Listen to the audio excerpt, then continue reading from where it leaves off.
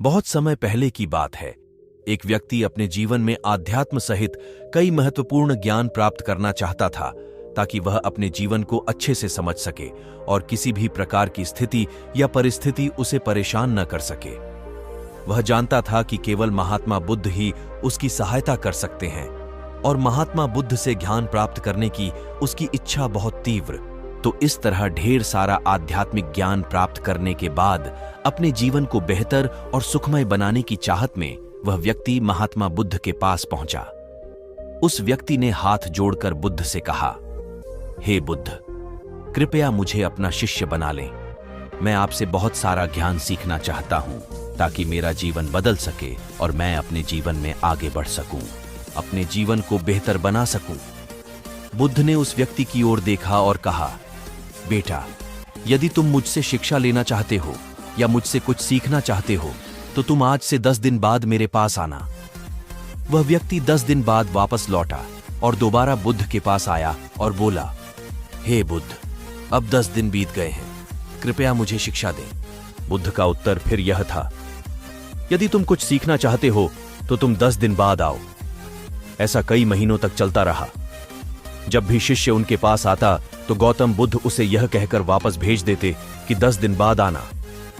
आखिरकार शिष्य का धैर्य टूट गया। इस बार हार मानकर शिष्य ने गौतम बुद्ध से पूछा, हे बुद्ध, हर बार जब मैं 10 दिन बाद वापस आता हूं तो आप मुझे वापस भेज देते हैं। मुझे आपके ज्ञान की बहुत जरूरत है, कृपया मुझे सिखाएं, मैं कुछ सीखना चाहता हूं। तो बुद्ध ने उस व्यक्ति से कहा, ठीक है बेटा, पहले जाकर एक गिलास पानी ले आओ। वह व्यक्ति उनके कहे अनुसार एक गिलास पानी ले आया। इसके बाद बुद्ध ने कहा, जाओ और एक गिलास पानी और ले आओ। वह उनके निर्देशानुसार पानी से भरा एक और गिलास ले आया। अब महात्मा बुद्ध ने कहा, पहले गिलास में थोड़ी मिट्टी डाल दो। उस व्यक्ति ने बिना कोई प्रश्न पूछे वैसा ही किया जैसा बुद्ध ने कहा था। मिट्टी डालते ही पहले गिलास का पानी पूरी तरह दूषित और गंदा हो गया। अब महात्मा बुद्ध ने उस व्यक्ति से कहा, पहले गिलास का पानी दूसरे गिलास में डालो। इस पर वह व्यक्ति बोला, महाराज जी, यदि मैं ऐसा करूंगा तो पहले गिलास का पानी न केवल गिरकर बर्बाद हो जाएगा बल्कि गंदा भी हो जाएगा। पहला गिलास पहले से ही पानी से भरा हुआ है, वह दूसरे गिलास का पानी कैसे रोक सकता है?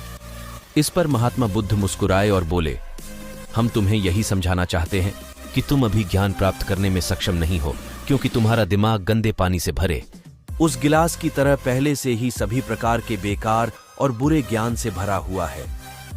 तो ऐसी स्थिति में मेरे द्वारा दिया गया ज्ञान आपके मन में कैसे समा सकता है? यदि मैं ज्ञान देने लगूंगा तो वह ज्ञान न केवल व्यर्थ चला जाएगा बल्कि प्रदूषित भी हो जाएगा। इसलिए सच्चा ज्ञान प्राप्त करने और आध्यात्मिक ज्ञान को समझने के लिए आपको अपने दिमाग में भरे हुए गलत और नकारात्मक विचारों को खाली करना होगा। आध्यात्मिक ज्ञान प्राप्त करने के लिए मन का पूर्णतः खाली होना आवश्यक है। यदि आप अपने आप से कहते रहेंगे कि आप सब कुछ जानते हैं तो आप कभी कुछ नहीं सीख सकते। इसलिए आप पहले गिलास में पानी खाली कर दें, तभी दूसरे गिलास में पानी समा पाएगा। इसी तरह अपने दिमाग को भी खाली कर दें और पुराने विचारों को दिमाग से बाहर निकाल दें। अब उस आदमी को बुद्ध की बात समझ आ गई और उसने पहले वाले गिलास से पानी खाली करके नई चीजें सीखने का फैसला किया।